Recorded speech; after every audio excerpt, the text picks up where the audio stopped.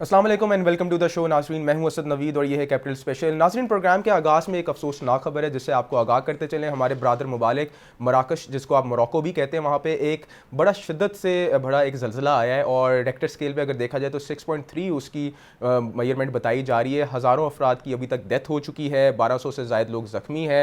दुआ गो हैं हम, और हमारी जो ऑफिशियली यहाँ पे वज़ीर आज़म ने भी एक बयान दिया, उनका ये कहना है कि हम अपने ब्रादर ममालिक के साथ खड़े हैं। जो हमारे बहन भाइयों को मदद की ज़रूरत होगी हम उनके लिए भी शाना बिशाना करें। एंड सिमिलरली दफ्तर खारजा की बात की जाए तो दफ्तर खारजा की जानिब से भी बड़ा क्लियरली बताया गया कि जो लोग पाकिस्तानी मराकश में इस वक्त मौजूद हैं वो सेफ़ हैं। और अच्छी बात है कि पाकिस्तानी अवाम वहाँ पर खड़ी है और लोगों की मदद भी कर रही है। और इस तरह के जब ज़लज़ले आते हैं तो जो डिज़ास्टर मैनेजमेंट अथॉरिटीज़ होती हैं उनको बड़ा मुतहरिक होना पड़ता है। टर्की का हमने एक एग्जाम्पल देखी, पाकिस्तान भी वहाँ पे गया, उनकी मदद की। सिमिलरली मोरक्को भी एक ब्रादर ममालिक के तौर पे हम उसको देखते हैं, इस्लामिक ममालिक है, और इंसानियत के तहत भी हम उनके साथ हमेशा खड़े हैं और खड़े दिखाई देंगे। इस मुश्किल वक्त में अल्लाह ताला उन फैमिलीज़ को सब्र और जमील अता फरमाए जो इस वक्त इस मुश्किल घड़ी से गुजरे, हम उनके साथ खड़े हैं।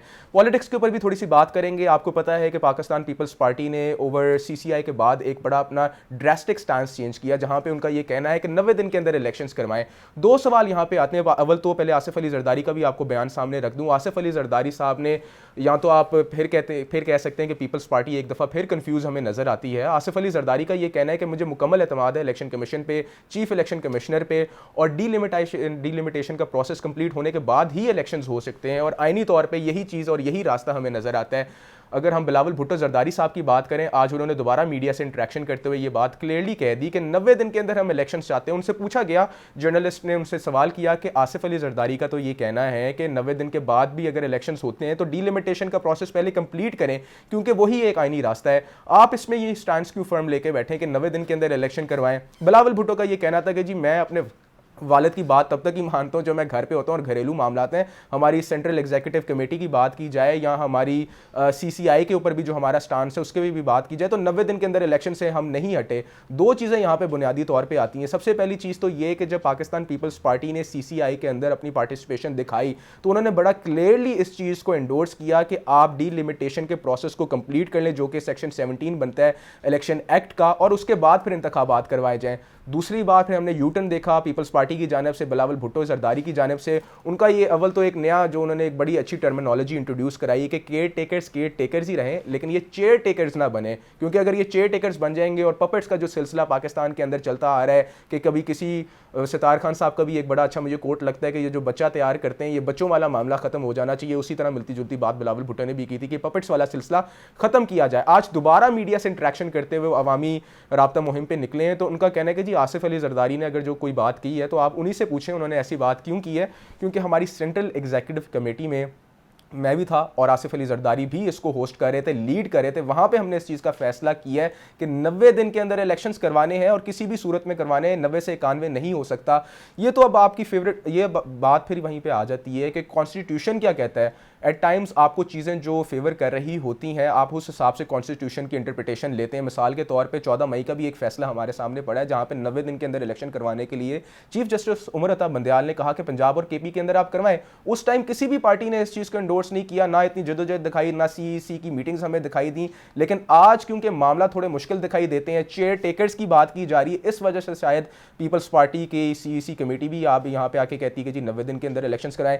बहरहाल आज के इस प्रोग्राम में हम इस चीज़ को डिस्कस करेंगे कि अगेन पीपल्स कंफ्यूज क्यों नजर आती है। कभी CCI की बात की जाए तो वहां पे कोई स्टैंड होता है, कभी CEC की बात की जाए तो कभी वहां पे कोई और स्टैंड होता है। नून लीग के साथ भी इनके मामला कभी बेहतर नजर आते हैं तो कभी बिल्कुल ही अपफ्रंट नजर आते हैं। बिलावल भुट्टो और आसिफ अली जरदारी, इन दोनों के जहन में क्या चीज़ चल रही है, और अगर कोई चीज़ चल रही है तो मीडिया को क्लियरली क्यों नहीं बताते, क्योंकि फिर वही बात आ जाती है कि मामला अपने अपने हिसाब से चल रहे हैं। तमाम तर चीज़ों पर डिस्कशन करेंगे और अपने गेस्ट का मैं आपसे तारुफ करवा देता हूँ एक एक करके। हमारे साथ इस वक्त फराज आबिद लखानी साहब मौजूद हैं, रहनुमा पाकिस्तान पीपल्स पार्टी है। इनसे इनका मौक़िफ़ जानने की कोशिश करेंगे कि पाकिस्तान पीपल्स पार्टी का आखिरकार स्टैंड है क्या।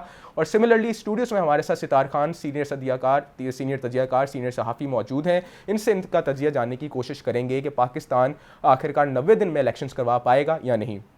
गुफ्तगू का आगाज़ करते हैं सितार खान साहब से। सितार खान साहब, बहुत शुक्रिया आपने हमें ज्वाइन किया।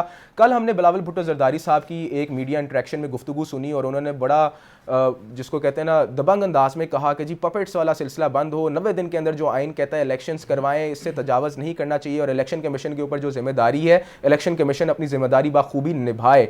फिर अगले दिन हमने देखा कि आसिफ अली जरदारी ने बड़ा एक लीनियंट स्टांस रखा। उनका ये कहना है कि भाई मुझे मुकम्मल एतमाद है इलेक्शन कमीशन पर, मुझे मुकम्मल एतमाद है चीफ इलेक्शन कमीशन में, और कानून और आइन यही कहता है कि एक दफ़ा जब आपने सेंसस करा लिया हो तो डीलिमिटेशन के प्रोसेस के बगैर आप इलेक्शंस पे नहीं जा सकते, लिहाजा मुझे एतमाद है। फिर बिलावल भुट्टो जरदारी साहब एक दफ़ा फिर मंजर आम पर आते हैं। वो कहते हैं अगर आसिफ अली जरदारी ने कोई बात की है तो जाएं आप उनसे पूछें। हमारी सीईसी में मैंने और आसिफ अली जरदारी ने इसको होस्ट किया था, लीड किया था, वहाँ पर हमने ये फैसला किया कि 90 दिन के अंदर इलेक्शन कराने। मैं कन्फ्यूज हूँ, मेरी ज़रा कन्फ्यूजन ज़रा दूर करें। आपका क्या मानना है इस पूरे मामले को लेकर सितार खान साहब?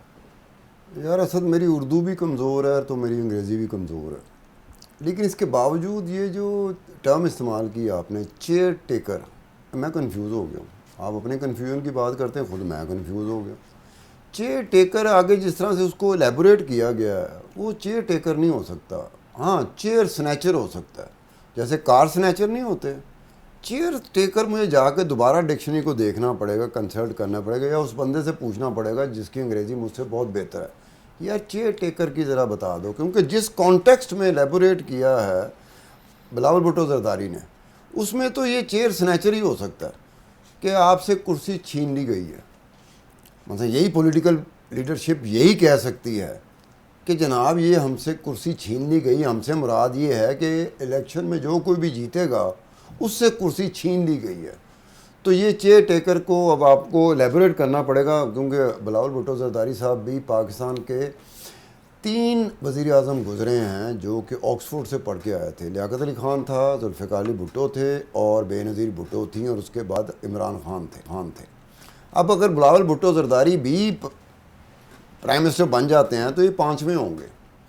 अब कहने का मतलब है कि उनकी अंग्रेज़ी मुझसे बहुत बेहतर होगी, तो ये चेयर टेकर हो, ये सारा कुछ का। दूसरी बात ये है कि जो इलेक्शन 90 दिन की बात है, एक तो बात है कि वो अपने महफूज घर में बैठे हुए, महफूज घर में बैठा हो तो वो ऐसी ललकार दे सकता है जैसी बिलावल भुट्टो जरदारी, क्योंकि महफूज क्या है, सिंध महफूज है। दूसरी बात ये है कि लोगों में जो पब्लिक परसेप्शन होती है ना, वो पब्लिक परसेप्शन से अपनी जान छुड़ाना चाह रहे हैं कि पब्लिक परसेप्शन ये बनती जा रही है कि माँ सिवाय पीटीआई के बाकी सारे ही जो है ना वो इलेक्शन को 90 दिन में या जल्द इलेक्शन के चक्कर में नहीं है। अब पीपल्स पार्टी वासर नौ नहीं होता कि ज़ेर तामीर बिल्डिंग हो, थोड़ी देर के लिए रुक गई हो, फिर उसके बाद उसकी कंस्ट्रक्शन शुरू हो जाए। अब ये पीपल पार्टी लगता है ऐसी कोई चीज़ कर रही है कि पब्लिक परसेप्शन में ये आ रहा है कि इलेक्शन से भाग रहे हैं। हमारे बारे में ये इंप्रेशन ना जाए कि हम इलेक्शन से भाग रहे हैं, क्योंकि नून लीग के बारे में ये बात अब किसी वजह से ये लोगों की परसेप्शन बनती जा रही है कि शायद नून लीग वाहिद जमात है, बाकी जमातें भी होंगी लेकिन बड़ी सियासी जमात जो इलेक्शन से भाग रही है। पब्लिक परसेप्शन की बात कर रहा हूँ मैं, ये नहीं कह रहा कि जी ये मेरी अंडरस्टैंडिंग है, ये पब्लिक परसेप्शन की। अब पब्लिक परसेप्शन को जोड़ने के लिए, संवारने के लिए बिलावल भुट्टो जरदारी साहब बार बार ये बात कह रहे हैं। मेरा ख्याल आज तीसरा दिन है या दूसरा दिन है कि बिलावल भुट्टो साहब कह रहे हैं कि जनाब 90 रोज़ के अंदर होने चाहिए इलेक्शन। अब ये कहने का मतलब है कि अगर आपके हालात, पीपल्स पार्टी के हालात नून लीग के हालात से मिलते जुलते हों तो मैं देखूंगा कैसे बिलावल भुट्टो जरदारी ये बात करते हैं कि 90 रोज़ में इलेक्शन हो। सियासतदान भला किस तरह का होता है, जब उसे 90 रोज़ में इलेक्शन सूट कर रहे होते हैं तो उसका वो बैंड बजाना शुरू कर देता है। अगर 90 रोज़ में इलेक्शन सूट ना कर रहे हो तो ये तयशुदा बात है, पाकिस्तान में वो इलेक्शन की बात ही नहीं करेगा। वो भला कहेगा यहाँ इस मुल्क में मुख्तलिफ हवाले से ये बात सामने आई है कि इलेक्शन में पता चलता था कि इलेक्शन नहीं जीत सकेंगे तो नारा लग जाता है जी पहले एहतसाब फिर इलेक्शन। इस तरह के नारे माजी में लगते रहे हैं। वजह सिर्फ एक ही थी कि इलेक्शन से जान छुड़ाई जाए, क्योंकि इलेक्शन में हम जीत नहीं सकते। हर जमात तो चाहती है कि इलेक्शन ऐसा हो जो उसकी कामयाबी का इलेक्शन हो और उसके जीतने की रास्ता हमवार हो जाए।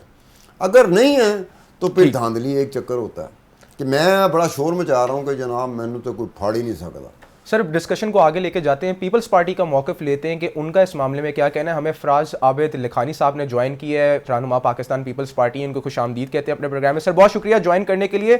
सर आपकी पार्टी का स्टैंड है क्या? मशरिक में एक बंदा जा रहा है, दूसरा मगरब में जा रहा है। आसिफ अली जरदारी साहब का कहना है, उनका तो मुकम्मल एतमाद है और वो डीलिमिटेशन प्रोसेस को एंडोर्स करें। इसका मतलब है कि वो नवंबर से पहले तो इलेक्शंस नहीं देखते। दूसरी जानब बिलावल भुट्टो जरदारी साहब बड़ा सख्त और फर्म स्टैंड ले रहे हैं। ये दूसरा दिन है मीडिया से इंटरेक्शन करते हुए उन्होंने कहा है कि किसी भी हालत में 90 दिन के अंदर आप इलेक्शंस करवाएं। फिर पपेट्स की भी बात करें और फिर ये क्या गुड कॉप बैड कॉप चल रहा है? आखिरकार आप लोगों का स्टैंड है क्या?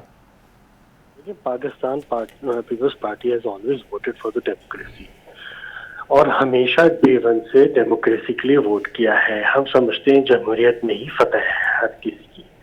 जहां तक बात रही टाइम पीरियड की, तो it is been very elaboratively cleared on the TV and on the speech that it has to be completed within the stipulated time, जो टाइम पीरियड होना चाहिए। जहां तक बात रही है आपने कि डिलिमिटेशन और सेंसस एंड ऑल दैट, देखें यार ये भी तो पार्ट एंड पार्सल है जो किया गया है और हम नहीं चाहेंगे कि एक एक्सरसाइज को वेस्ट किया जाए। जहां तक बात रही आपने मुझे कहा टाइम पीरियड, तो हम चाहते हैं with in the time period हो जाए और इसमें कोई गलत बात बयानी तो नहीं है। हम तो ये चाहते हैं जो टाइम पीरियड होता है 90 दिन का, उसी में हमारा सिलसिला शुरू हो, सिलसिला खत्म हो इलेक्शन का। तो इसमें क्या गलत बात? मैं तो डे वन से यही समझना चाह रहा हूँ कि कौन चाहेगा, why would anybody would like कि जो है ना एक प्रोसेस जितना पीरियड उसका होता है कम से कम वो ना हो, वही पीरियड हो, उस पीरियड में कंप्लीट हो प्रोसेस और इलेक्शन हो ताकि जमहूरियत का तसलसल चले।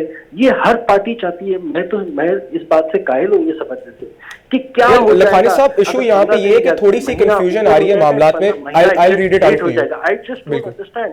ये तो कोई एक मुझे एक इतना इम्पोर्टेंस देने वाला कोई मुझे नहीं नजर आ रहा। बिल्कुल सही लखानी साहब, क्वेश्चन इज देयर, आपको मेरी अगर आवाज आ रही हो कि हमें जो ना इलेक्शन चाहिए, एक टाइम पीरियड जो बनता है उसके अंदर अंदर टाइम, हम हमेशा से ये कहते आए, अभी भी यही कह रहे हैं, रिपीटेडली यही कहते आए। बिल्कुल लखानी साहब, सवाल यहाँ पे ये जन्म लेता है कि आपने बिल्कुल सही कहा कि कॉन्स्टिट्यूशनली और आइन के तहत तो 90 दिन के अंदर इलेक्शंस करवाए जाएं और जल्द से जल्द करवाए जाएं। 14 मई का एक प्रेसिडेंट सेट है हमारे पास, तब पीपल्स पार्टी का कोई क्लियर स्टैंड नहीं आया। फिर आपकी सीसीआई के अंदर एक मीटिंग होती है और आप लोगों को तो पता है, आप लोगों ने आइन 73 की आइन के आप लोग बानी, आपको पता है कि एक दफ़ा अगर सीसीआई के अंदर फैसला कर लिया जाए कि डिलिमिटेशन का प्रोसेस कंडक्ट करना है तो फिर करना है। वहाँ पर आप लोगों का स्टैंड कुछ और था। राना सनाउल्लाह साहब भी उस टाइम मंजर आम पर आए, उन्होंने कहा जी इनको हर चीज़ का पता था, इनके वज़ीर आला वहाँ पर बैठे थे। अब ये कह रहे हैं इलेक्शन 90 दिन के अंदर कराएं। आसिफ अली जरदारी साहब ने कल बयान प्रोबेबली सुना होगा, अगर मीडिया डिस्कस कर रहा है तो बिलावल भुट्टो साहब का उन्होंने कल वाला बयान सुना होगा जहां पे उन्होंने कहा कि जी 90 दिन के अंदर इलेक्शंस करवाएं। आज बिलावल भुट्टो जरदारी साहब कहते हैं अगर मेरे वाले साहब ने ऐसी कोई बात की तो आप उनसे जाके पूछें। तो कंफ्यूज तो विद इन पार्टी आप लोग दिखाई दे रहे हैं ना, आप लोगों का क्लियर स्टैंड तो नजर नहीं आ रहा। Either you are with the constitutional provision, either you are against it. नहीं, मैंने तो डे वन आपको कहा हम जमहूरियत पसंद पार्टी हैं और डे वन से हम चाहते हैं कि जल्द से जल्द इलेक्शन हो। अब उसके लिए जो टाइम पीरियड दरकार है उसके लिए जाहिर सी बात है हम स्पेस हर पार्टी को देनी है। क्या हम पाकिस्तान पीपल्स पार्टी को नहीं देनी? लेकिन देखें जमहूरियत का तसलसल चलना लाजमी है और यही तरीक़ेकार है। ये दुनिया भर की डेवलप इकोनॉमीज में यही होता है कि इलेक्शंस होते हैं और इलेक्शंस के बाद जो गवर्नमेंट आती है उसमें पॉलिसीज का तसलसल चलता है। यही तरीक़ेकार है और हम भी यही कह रहे हैं कि इलेक्शंस होने चाहिए with in the stipulated time.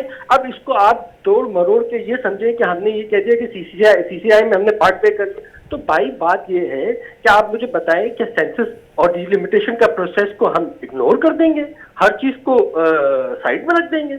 तो मैं समझता हूं कि जो चीजें जरूरत है, प्री रिक्विजिट्स हैं, वो टाइम पीरियड में कंप्लीट हो और इलेक्शन टाइम पीरियड में हो।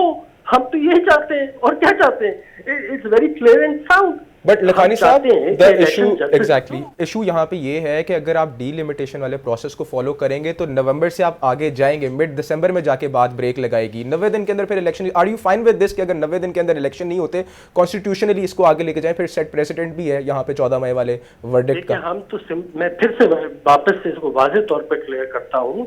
हम चाहते हैं स्टिपुलेटेड टाइम पीरियड में, इस टाइम फ्रेम में इलेक्शन की डेट भी आए और इलेक्शन भी हो। यही हमारी चाहत है और हम यही चाहते हैं। लेकिन लेकिन ये समझना जरूरी है कि जहां तक बात रही डिलिमिटेशन की या सेंसस की, जो प्री रिक्विजिट है या प्री रिक्विजिट है उसका टाइम पीरियड है, उसको शॉर्टन अप किया जाए, फास्ट ट्रैक पे किया जाए। और हमारा मुतालबा जो है ये मुतालबा नहीं है, मैं तो इसको ये कहूंगा यही तरीकेकार है जो जिसमें इलेक्शन होना चाहिए जिस टाइम पीरियड में, उसमें उसको किया जाए। और क्या है। अच्छा लखानी साहब, बिलावल भुट्टो साहब ने एक बड़ी इंटरेस्टिंग बात की, उन्होंने चेयर टेकर्स की बात की, और कल की अगर उनकी मीडिया इंटरेक्शन को सुना जाए तो उन्होंने पपेट्स की बात की। ये मैसेज है किसके लिए? अब यार ये तो आप मेरे ख्याल से स्पोक्समैन से ज्यादा मालूम करेंगे, तो वो आपको ज्यादा बेहतर इस बारे में ब्रीफ कर सकेंगे। केयर टेकर की किस हवाले से बात की और केयर टेकर की बात की सर उन्होंने। केयर टेकर से वो खुश है, वो कह रहे हैं अगर केयर टेकर अपना काम कर रहा है हम खुश हैं, चेयर टेकर से हम खुश नहीं है। आप जो है ऑफिशियल स्पोक्समैन से बात करेंगे तो ज्यादा आपको दे सकेंगे, rather than me responding to that query. लेकिन मैं ये जरूर कहूंगा इलेक्शन की बात पे फिर मैं बातें करता हूँ कि प्री रिक्विजिट्स जो है that has to be completed and तसलसल पॉलिसीज का चलना लाजमी है। और जो तरीकेकार है जमहूरियत का, वो इसका तरीकेकार यही कि इलेक्शन ऑन टाइम पे हो। ठीक है सर, हमारे साथ ही रहिएगा। सितार खान साहब भी हमारे साथ मौजूद हैं स्टूडियोज में। सितार खान साहब, आपने गुफ्तगू सुनी, पीपल्स पार्टी का भी मौक़िफ़ सामने आ चुका है। वो कह रहे हैं कि कानून के मुताबिक जो चीज़ दी गई है उसी को फॉलो किया जाए और हम जल्द से जल्द इलेक्शंस को चाहते हैं। आगे मामला आपके सामने, आपका क्या कहना है? यार सियासतदान जो होता है ना, उसकी मजबूरियाँ एक एंकर पर्सन से, मीडिया पर्सन से, एनालिस्ट से ज़्यादा होती हैं, क्योंकि सियासतदान ने बहुत सारी जगहों पे जाना होता है और उसको सियासी बयानात की ज़रूरत पड़ती रहती है। और वो जब भी सियासी बयान देगा ना, तो आप मुझे अपनी अंडरस्टैंडिंग बता दीजिएगा उसके सियासी बयान से आपने क्या अंडरस्टैंडिंग ली। अगर आप किसी और की तरफ जाएंगे जिसकी उस तरह की मजबूरियाँ नहीं हैं, उसने ना वोट लेने हैं, ना उसने जमहूरियत के ऊपर उसकी कोई ऐसी है। सियासतदान तो जमहूरियत के साथ भी जुड़ा हुआ है, पार्लियामेंट के साथ भी जुड़ा हुआ है, वोट के साथ भी जुड़ा हुआ है, इलेक्शन के साथ भी जुड़ा हुआ है। तो उसने सियासी बयानात के ज़रिए ही बहुत सारे मामलात करने होते हैं। अब आप लोग सवाल ऐसा करते हो कि आप उम्मीद कर रहे होते हो कि सियासतदान आएगा कि जनाब आसिफ अली जरदारी ने ये कहा तो इसका क्या मतलब है, बिलावल भुट्टो जरदारी ये कहते जा रहे हैं इसका क्या मतलब है।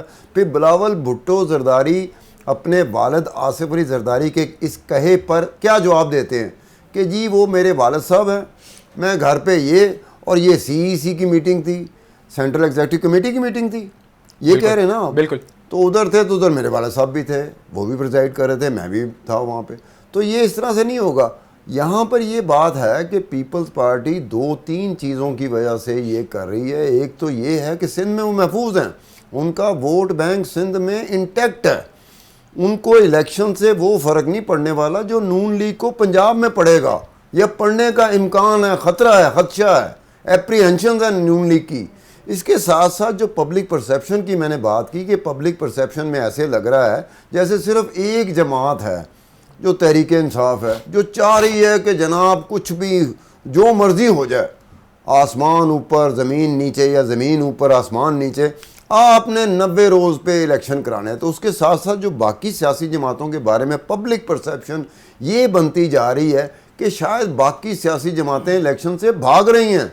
तो पीपल्स पार्टी के लिए उन 2-3 चीज़ों को बड़े आसानी से वो कवर कर सकते हैं। एक तो ये है कि उनका अपना जो कला है, अपना घर जो है ना, वो महफूज है, दूसरे का कला और घर महफूज नहीं है। दूसरी बात है पब्लिक परसेप्शन को वो दूर कर सकते हैं कि जनाब हम वो जमात हैं जो खुद कह रही है कि 90 रोज़ के अंदर करा दें। अब 90 रोज़ के मतलब ये कि 95 दिन में नहीं हो सकते, या 105 दिन में नहीं हो सकते, या 130 दिन में नहीं हो सकते। मसलन एक प्रोसेस ने आना है, चाहे सेंसस हो चाहे डीलिमिटेशन हो, उस प्रोसेस ने टाइम कंज्यूमिंग प्रोसेस है ना, वो डीलिमिटेशन हो या सेंसस हो, ये टाइम कंज्यूमिंग नहीं है असद साहब, बिल्कुल ऐसे ही टाइम कंज्यूमिंग है ना। अब टाइम कंज्यूमिंग अगर 15, 20, 25 दिन ऊपर हो गए, महीना हो गया, 2 महीने हो गए, तो इलेक्शन तो बहरहाल फिर कह दिया जाएगा कि यार ये मजबूरियां थी जिसकी वजह से 90 रोज़ से आगे जाना पड़ा, ठीक है। लेकिन बीच में कई लोग ये बातें भी कर रहे हैं कि बिलावल भुट्टो जरदारी जो कह रहे हैं वो पपेट का नाम भी इस्तेमाल कर रहे हैं। वो क्यों कर रहे हैं? अब केयर टेकर को उन्होंने चेयर टेकर बना दिया। जब मैं कह रहा हूँ कि यार मेरी अंग्रेज़ी अगर ठीक नहीं है तो कम अज़ कम वो जो उसको एलेबोरेट किया है बिलावल भुट्टो जरदारी ने चेयर टेकर को, तो वो चेयर स्नैचर ही हो सकता है, क्योंकि कुर्सी छीनी जा रही है या छीन ली जाएगी। कौन छीनेगा? जिन्होंने सियासत में आना ही नहीं, जिन्होंने इलेक्शन लड़ना ही नहीं है। फिर तो हम भी बिलावल भुट्टो के साथ होंगे, बाकी जमातों के साथ होंगे कि वाकई यार आप लोगों के साथ ज्यादती हो गई, कि आज के दौर में फिर ताकतवर हल्के फिर एक नया बच्चा तलाश कर रहे हैं कि आने वाले वक्तों में उनको ग्रूम किया जाएगा, बड़ा किया जाएगा, पाला पोसा जाएगा, स्कूल में भेजा जाएगा, कॉलेज में भेजा जाएगा, यूनिवर्सिटी में भेजा जाएगा। जब वो पूरी तालीम हासिल कर लेगा, जब सरपरस्ती ताकतवर हल्कों की उसके सर पर होगी, जब वो ताकतवर हो जाएगा तो वो उल्टा ताकतवर हल्कों को पड़ जाएगा। अब ये वो चीज़ है जो खटक रही है कि एक सियासतदान, एक बड़ी सियासी जमात का सरबराह, वो ये कह रहा है, पपेट का लफ्ज़ क्यों इस्तेमाल कर रहा है वो? भाई व्हाट इज़ द रीज़न? अब पपेट आपको पता है, पपेट का आप भी जानते हैं, थोड़ी बहुत अंग्रेजी मुझे भी आती है। पपेट किसको कहते हैं? कठपुतली को पपेट कहा जाता है ना। तो कठपुतली कौन होती है? जो इलेक्शन के बगैर लंबे अरसे के लिए इक़्तिदार में आ जाए, या फिर वो हों जिनके ऊपर सरपरस्ती की जा रही हो। और ताकतवारी सरपरस्ती कर सकता है, मैं तो नहीं कर सकता। अगर कोई मुझसे लखानी साहब से पूछते हैं ना, सितार खान साहब, हम लखानी साहब के जानिब वापस जाते हैं। सर हमें ये बताइएगा कि एक और डिबेट चल रही है साइमल्टेनियसली, और अगेन लीगल डिबेट ही है। आप क्या समझते हैं, प्रेसिडेंट का ये इख्तियार है कि इलेक्शंस की डेट का वो अनाउंस करें, या फिर इलेक्शन एक्ट 2017 के अंदर जब तरमीम की गई और वहाँ पर इलेक्शन कमीशन को इस चीज़ का इख्तियार दिया गया कि आप डेट का नाम अनाउंस करें, तो आप इसको कैसे देखते हैं? क्योंकि अगेन अगर बिलावल भुट्टो की बात को समझा जाए तो वो तो मेरे ख्याल से 90 दिन के अंदर जो इलेक्शन एक्सपेक्ट कर रहे हैं, इलेक्शन कमीशन उस लाइन पे नहीं नजर आता। प्रेसिडेंट की अगर बात की जाए तो वो तो अभी कहते हैं कि 90 दिन के अंदर इलेक्शंस होने चाहिए और ये मेरा मैंडेट है। आपका क्या स्टैंड है? पे अगर उन्होंने डेट दे दी हो या डेट आ गई हो, ये तो आप बोल रहे हैं कि मेरा इख्तियार है और डेट दे दी, तो I don't think so that has been happened. लेकिन हाँ, नहीं डेट नहीं दी, मैं कह रहा हूँ कि ये इख्तियार किसका है? आप लोगों ने इलेक्शन एक्ट के अंदर तरमीम करके इलेक्शन कमीशन को ये इख्तियार दे दिया था। तो election commission has to announce it as per the law has been made. But the constitution says it। क्या गलत है? मेरा नहीं ख्याल कि उसमें कोई चीज ऐसी है। ये भी अभी आईनी इंटरप्रिटेशन के मामला चल रहे हैं, उस वजह से अभी भी कंफ्यूजन है। जहां तक, लेकिन एक बात मैं आपको बताऊं, जहां तक आपने ये बोला ना कि नवाज लीग जो ना डेट्स का परसेप्शन, तो हमारे मुल्क में वैसे ही हर चीज का परसेप्शन बना लिया जाता है और लोग जो ना डिफरेंट चीजें परसीव करते रहते हैं। It's a matter of time, it happens every day, new thing is coming. तो मैं जहां तक मैं समझता हूं कि इलेक्शन से जहां तक जो भी सियासी पार्टी है, मुझे नहीं लगता, मुझे लगता है सारी सियासी पार्टियां इस वक्त चाहेंगी और चाहती हैं कि इलेक्शंस हो। जहां तक पीपल्स पार्टी की बात है, तो पीपल्स पार्टी ने तो अपनी मुहिम भी स्टार्ट कर दी है और वो हैदराबाद से सक्कर हमारे चेयरमैन साहब जा रहे हैं और सब जगह जलसे होंगे इंशाल्लाह। तो हम तो पूरे तरीके से तैयार हैं इलेक्शन के लिए। और जहां तक बाकी दूसरी पार्टियां रहीं, तो मैं समझता हूँ सब अपनी अपनी तैयारियों में लगी हुई होंगी और इस वक्त एवरीबडी इज एंटिसिपेटिंग इलेक्शन सून। अच्छा लखानी साहब, एक मीटिंग हुई थी आपकी क़यादत की और नवाज लीग की दुबई में, और उस मीटिंग में ये इस चीज़ को डिस्कस किया गया था कि इलेक्शंस हम करवाएंगे लेकिन सूटेबल टाइम में। प्रॉबेबली ज़राए के मुताबिक ये बात चली थी। अभी नून लीग का भी जो मौक़िफ़ सामने आया है, वो भी कोई इलेक्शंस की डेट की हमायत नहीं कर रहे। आसिफ अली जरदारी की भी आज हमने बात सुन ली है, लेकिन अगेन आपकी पार्टी के जो बिलावल भुट्टो साहब है वो बड़ा फर्म स्टैंड लेके बैठे हैं। अगेन इनर पॉलिटिक्स की बात आती है। क्या लगता है आपको, दुबई वाली मीटिंग के नताइज क्या निकल रहे हैं? दुबई वाली मीटिंग की तो वो तो आप स्पोक्समैन से मालूम करें तो वो एग्जैक्टली बताएंगे क्या क्या करते हुए, because I am not the official spokesman about it. But yes, मैं ये फिर से वही रिपीट बात करूंगा अपनी बात जो मैंने पहले भी आपको बताई कि देखिए, हम यही चाहते हैं कि the process should be completed in the anticipated time, जो एंटिसिपेटेड टाइम है, ताकि जमहूरियत का तसलसल बरकरार रहे और चलता रहे। और यही तरीक़ेकार है हर इकॉनमी का, हर दुनिया के किसी भी मुल्क का यही तरीक़ेकार है जो सबको फॉलो करना है। जहां तक बात रही इलेक्शन कमीशन को डेट, यस, इलेक्शन कमीशन को डेट देनी है और डेट देंगे, उसके हिसाब से इलेक्शन हो गया। और हमारी चाहत यही है और हमारी तैयारियां भी पूरी हैं, हम तैयारियां भी कर रहे हैं जोरों शोर से, और हम तो यही चाहेंगे कि जल्द से जल्द इलेक्शन हो। लेकिन यस, ये एक प्रोसेस है और ये एक हकीकत है, डिलिमिटेशन और सेंसस। अच्छा लखानी साहब, हमें बिलावल भुट्टो साहब चीफ इलेक्शन कमिश्नर से बड़े नाराज़ नज़र आते हैं। वो बाकायदा अब तो कॉन्स्टिट्यूशनली भी अगर देखा जाए या इलेक्शन एक्ट की भी बात की जाए तो ये बात तो आइन भी दर्ज किया गया है कि अगर आपके इलेक्शंस करीब हैं तो डेवलपमेंट बजट्स की बात की जाए और अगर अथॉरिटीज़ की बात की जाए, अपॉइंटमेंट्स की बात की जाए, ब्यूरोक्रेसी की, सेक्रेटेरिएट की बात की जाए तो उसके ऊपर होल्ड लग जाता है। लेकिन इलेक्शन कमीशन वो सारे इख्तियारात अपने पास रख लेता है। लेकिन बिलावल भुट्टो जरदारी कह रहे हैं कि हमारे डेवलपमेंट बजट्स को भी खोला जाए, हम सैलाब ज़दगान की मदद करना चाहते हैं, हमने कुछ लोगों को तैनात करना है, मामला रुके हुए हैं। लेकिन कॉन्स्टिट्यूशन में तो इस चीज़ की इजाज़त नहीं है। फिर बिलावल भुट्टो साहब क्यों ऐसा कह रहे हैं? देखिए, कोई ऑलरेडी जो डेवलपमेंट के काम दिए हुए, जैसे फ्लड विक्टिम्स के लिए जो घर बनाने के सिलसिला था और सब चीजें थी, वो सारे डेवलपमेंट के काम ऑलरेडी पास हुए हैं। अगर उनको आप रोक देंगे तो इसमें किसका नुकसान होगा? आम आदमी का जो बेचारा फ्लड के उसमें इंटीरियर सिंध में जो परेशान बदहाल है उसके लिए डिलेंस होगी। तो ये तो मैं समझता हूँ कि अगर कोई बात करे आवाम के लिए तो इसको तो सराहना चाहिए। बल्कि मेरे हिसाब से तो ये काम को किसी वक्त भी अगर स्लो भी करेंगे तो इसके क्या नतीजे निकलेंगे? आम लोग बेचारे परेशान होंगे जिनके लिए ये डेवलपमेंट का काम होना है या जिनके लिए स्कीमें आई नहीं, उन सब के लिए परेशानी होगी। तो वो तो आप खुद में समझदार हैं कि ये तो जस्टिफाइड है कि इसमें कोई ऐसी चीज नहीं है। मतलब बल्कि वो ये चाहते हैं जो बेचारे लोग जो परेशान हाल है उनकी परेशानियां जल्द से जल्द दूर हों। अच्छा अगेन आपने, मुझे पता है फराज साहब आपने आगे भी जाना है, मैं आपसे एक आखिरी सवाल पूछना चाहूँगा। मुझे ये बताएं कि क्योंकि ट्रस्ट डेफिसिट है आपका और एस्टेब्लिशमेंट के दरमियान, क्योंकि जिस तरह से मामला चले हमें तो यही नज़र आ रहा था कि पीपल्स पार्टी बड़ी एक स्ट्रॉन्ग पोजीशन होल्ड करती है और सारी बातें, बल्कि लोगों का तो ये कहा जा रहा था कि आने वाले टाइम में बिलावल भुट्टो साहब प्राइम मिनिस्टर ऑफिस में बैठेंगे। लेकिन जिस तरह से अब मामला नज़र आ रहे हैं, ज़रा हमें ट्रस्ट डेफिसिट नज़र आता है आप लोगों के दरमियान, क्या मामला था? एब्सोल्युटली नॉट, एब्सोल्युटली गलत, there is nothing like that. Absolutely not भारी पड़ता है सर, वैसे ये ना कहें। नहीं, वो तो आप वो तो झूठा वाला एब्सोल्युटली है ना। मैं तो आपको असल हकीकत में बता रहा हूँ कि ऐसी कोई चीज, मैं तो यहाँ तक ये तक कहता हूँ कि जो भी सियासी पार्टियां हैं ना, वो अक्सर ही क़यादत के साथ लास्ट आपने देखा होगा महीनों में जो सारे काम हुए, मुल्क के मफाद में तो डिसीजन मेकिंग हुई है। वोट की सियासत किस जमात ने की है? आप देखें ना, लास्ट पेट्रोल की प्राइस बढ़ाए, दूसरी चीजें बढ़ाई, किस चीज पे हमने सब्सिडी दी? इससे पहली वाली हुकूमत तो सब्सिडियां दे रही थी, क्या कर रही थी? वोट की सियासत कर रही थी, मुल्क को नुकसान दे रही थी। लेकिन हमने तो ऐसा कुछ नहीं किया। आपके सामने है, ये जो पीडीएम सारे जमातें बैठी हुई थी, हम क्या डिसीजन मेकिंग कर रहे थे? सारे मुल्क के फेवर में तो काम कर रहे थे। आपके सामने हर स्टेप हमने मुल्क की फेवर में लिए। कोई डिसीजन ऐसा नहीं किया जिसमें वोट की डिसीजन हो, जिसमें वोट की चीज हो, और उसी पॉलिसीज का तसलसल तो कर रहे हैं। आप देखो ना, आपके सामने करंट अकाउंट डेफिसिट को कहाँ तक खींच के नीचे लिया है, $2.5 बिलियन पे लिया है साल का जो क्लोजर दिया। आप बताएं, अब ये फिगर्स आपके सामने नहीं है। अगर कोई गलत बयानी कर रहा हो तो मुझे बताएं। हमने तो किसी चीज पे सब्सिडी देने का नहीं मतलब रखा। हमने तो कोशिश की है जो गैप्स हैं वो गैप्स को कम से कम किया जा सके, और जो है जो भी अकाउंटिंग के इकोनॉमिक पॉलिसीज हैं उसमें बेहतरी से बेहतरी लाई जा सके, और जिधर जहाँ जो फालतू सब्सिडीज थी उनको हमने क्लोजर किया है, उनको पॉलिसीज को हमने बेहतर किया है। और जहाँ तक बात आप सिंध की रहेंगे तो सिंध में तो हमने काफी डेवलपमेंट के काम किए, आपके सामने ही है। बसेस से लेके रोड से लेके बहुत सारे हॉस्पिटल्स, हेल्थ सेक्टर में देखिए हमने कितने काम किए। हॉस्पिटल्स आपके सामने बिल्कुल बड़े जबरदस्त काम है। प्रोबेबली इलेक्शंस में पता लग जाएगा। आपके सामने आपकी एक वोट बैंक जरूर है सिंध में। Thank you so much for joining us Lakhani साहब। बिल्कुल, और कुछ कहना चाह रहे हैं आप, बताएं सर प्लीज। पाकिस्तान से कहीं से भी इलाज करने आए, फ्री ऑफ कॉस्ट इलाज।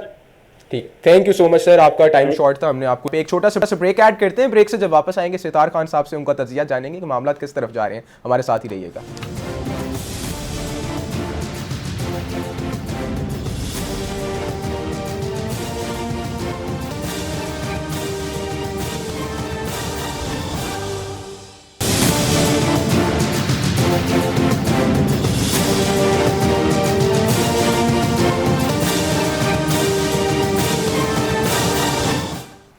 Once again a very warm welcome back to the show viewers. और सितार खान साहब हमारे साथ शो में मौजूद हैं। सितार खान साहब, आपने गुफ्तगू सुनी है, पाकिस्तान पीपल्स पार्टी हो, वैसे जनरली बात की जाए ये पार्टीज अपने अपने मुफादात को देख के क्यों आगे मुतालबात रखती है? हमने देखा कि 14 मई का भी एक वर्डिक्ट था, या तो उसको भी इतनी जदोजहद से इंडोर्स किया जाता, लेकिन आज मामला चेयर टेकर्स तक आ गए, तो शायद इस वजह से बिलावल भुट्टो साहब रोजाना की बुनियाद पर मीडिया इंटरेक्शन करें। क्या कहना आपका? ये लाखानी साहब अभी कह रहे थे कि जनाब वो काम जो डेवलपमेंट के जो काम थे, तरक्याती काम थे, वो होने दे, लोगों का काम हो रहा है, किसी को घर मिल रहा है तो वो घर मिलना चाहिए, लोग बेचारे इस तरह से हो गए। इनसे सिर्फ एक ही सवाल हो सकता है कि आप इतने अरसे से 2008 ऑनवर्ड आप हुकूमत में हैं, 3 हुकूमतें आप कर चुके हैं और चौथी में भी इनके जीतने का इम्कान है पीपल पार्टी के सिंध में। तो आपको पहले याद नहीं आया यही काम जो आपने बिल्कुल आखिरी स्टेज पर आके आपने प्रोजेक्ट अनाउंस कर दी कि जी घर मिलेंगे, फलाना मिलेंगे, और आपको पता है इलेक्शन भी आना है, उसके बाद केयर टेकर सेटअप ने भी नहीं आना है। तो आपको पहले करना चाहिए था ना, अगर लोगों का इतना ही ख्याल है जिस तरीके से वो कह रहे थे कि सिद्धार्थ खान साहब, we're actually short of time बात करेंगे मोरक्को के ऊपर जो अर्थक्वेक आया है, बड़ा एक अफसोसनाक नेचुरल डिजास्टर है। 1000 से ऊपर लोग अभी तक इंतकाल कर गए हैं और 1200 के करीब बताया जा रहा है कि लोग इंजर्ड हैं। इस तरह के जब ड्रास्टिक डिजास्टर्स आते हैं तो मुश्किल हो जाता है उस मुल्क के लिए अपने आप को स्टेबल करना। कैसे देखते हैं आप इस मामले को?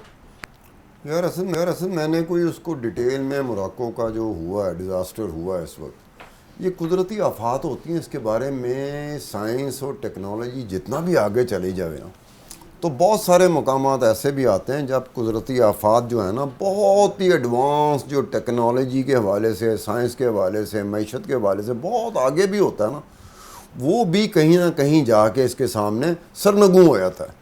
अब मोरक्को कोई उन ममालिक में नहीं आता कि जो ममालिक इसके लिए बिल्कुल तैयार खड़े होते हैं कि जनाब हमें वक्त से पहले पता चल जाता है कि ये चीज़ होने वाली है और इसकी शिद्दत, डिग्री, इंटेंसिटी क्या है, क्योंकि बहुत आगे जा चुके। अब मोरक्को जो भी इस तरह से है कि वहाँ पर जो कुदरती आफत आई है, कुदरती आफत को रोका नहीं जा सकता, लेकिन ये है कि जो बाद के मामलात होते हैं ना, जैसे फौरी इमदाद की जब ज़रूरत होती है कि आपको इस एक वक्त में जब एक शख्स, एक बंदा किसी ऐसी जगह पे फंसा हुआ है, अगर टाइमली उसका रेस्क्यू नहीं किया जाता तो हो सकता है कि वो बेचारा भी रहलत फरमा जाए। तो ये टाइमली जो रेस्क्यू होता है, ऑपरेशन जो होते हैं, इसमें यही होता है कि आप कई लोगों को बचा लिया आपने, तो इस मौके से यही होता है कि आपने कितने लोगों को बचा लिया। अगर आप वक्त पे ना पहुँचे या वक्त पे आपका रेस्क्यू ऑपरेशन ना हो, सर्च ऑपरेशन ना हो, तो हो सकता है जिनको टाइमली कोई इमदाद मिल सकती हो, जिनका बचाया जा सकता हो, वो ना बच पाए, तो वो ज़्यादा दुख की बात। आपने सर फर्स्ट एड रिलीफ की बात की है, नाजरीन को भी ज़रा बताते चलें कि दफ्तर खारजा की जानिब से बताया गया कि जो पाकिस्तानी कम्युनिटी रिजाइड करती है मोरक्को के अंदर, वो अल्हम्दुलिल्लाह सेफ़ है और उनकी फैमिलीज़ के साथ रब्ता भी अभी चल रहा है और हमारा जो फॉरेन ऑफिस है वो मॉनिटर भी इस चीज़ को कर रहे हैं। एंड सिमिलरली अगर हम अनवारुल हक काकर साहब जो हमारे इंटरिम गवर्नमेंट के प्राइम मिनिस्टर हैं, उनके बयान को भी सामने रखें तो उन्होंने अपने ब्रादर ममालिक मराकश के लिए ये पैगाम दिया है कि हम उनके साथ शाना बिशाना खड़े हैं, इमदादी कार्रवाइयाँ भी जारी। तो एक अच्छा प्रेसिडेंट सेट किया जाता है जब इस तरह के डिजास्टर होते हैं, तो इंटरनेशनल कम्युनिटी भी हमें एक्टिव नजर आती है। उस टाइम ये नहीं देखा जाता कि जी हमारी फॉरेन पॉलिसी क्या है, फॉरेन अफेयर्स क्या चल रहे हैं, हम बढ़ चढ़ के सारे लोग इस चीज़ में एक दूसरे की मदद करते हैं, which is a good thing. कैसे देखते हैं आप इसको? देखो, ये यूनिवर्सल ट्रूथ है, खुदा ना खास्ता कहीं कुदरती आफत हो तो आप ये ना देखें कि उस मुल्क के साथ हमारे ताल्लुकात कैसे हैं, हमारी अपनी हालत क्या है, हमसे दूर कितना है, हम हमारे करीब कितना। आपने जाना होता है जिन चीज़ों पे होता है कि आपका ये बन जाता है, क्योंकि इंसान सिर्फ़ एक मुल्क में नहीं रहता, इंसान सिर्फ़ एक शहर में नहीं रहता, पूरी दुनिया के जितने भी ममालिक हैं उन सब में इंसान ही रह रहे हैं। अब वो कोई अमरीकी है, कोई रूसी है, कोई चीनी है, कोई पाकिस्तानी है, कोई अफगानी है, कोई इंडियन है, कोई बांग्लादेशी है। हमने वो चीज़ नहीं देखनी होती, हमने देखना होता है जो प्रायोरिटी में चीज़ आ जाती है वो ये है कि एक इंसान को बचाना है। उसको ये ना देखें वो काला है, चिट्टा है, नीला है, पीला है, छोटे कद का है, बड़े कद का है, मोटा है, पतला है, क्या है, सर पे बाल हैं कि नहीं हैं। आपने देखना है कि इंसान है और इंसान के लिए एक इंसान ही तकलीफ़ में अपने को अगर अपने आप को लाता है। अगर मैं बैठा हुआ अपने आप को तकलीफ़ में नहीं लाऊंगा तो मैं किसी तकलीफ़ में घिरे हुए इंसान की मदद नहीं कर सकता। मैं अगर खाली पुली बैठ के ये कह दूं कि जी बड़ा अफसोस हुआ, मैं इस पे ये कहता हूं, मैं उस पे वो कहता हूं, मुझे प्रैक्टिकली जो मेरी इस्तादात है, जितनी मेरी कैपेसिटी है, जितनी मेरी रेंज है, मैं उसमें तो जाऊं ना, एक हेल्पिंग हैंड बन के जाऊं। ठीक, बहुत शुक्रिया सितार खान साहब, आपने ज्वाइन किया, अपना तजिया आगे रखा। और मोरक्को में जो लोग इस वक्त सफ़र कर रहे हैं, जो फैमिली सफ़र करी, जिन्होंने अपने प्यारों को खोया है, अल्लाह ताला उनकी फैमिलीज़ को सब्र जमील अता फरमाए। और जो लोग इंजर्ड हैं उनकी जल्द से जल्द रिकवरी हो। अपना बहुत सारा ख्याल रखिएगा, स्टे सेफ। मुझे दीजिए इजाज़त।